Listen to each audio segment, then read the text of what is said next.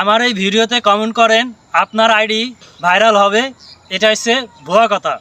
আপনি বেশি বেশি অ্যাক্টিভ থাকলে ফেসবুকে আপনাকে ভাইরাল করবে, এটাও ভুল কথা।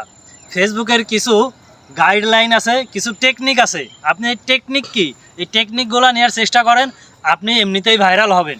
ভাইরাল হওয়ার জন্য আপনার ভিডিওতে আকর্ষণীয় কিছু থাকা লাগবে।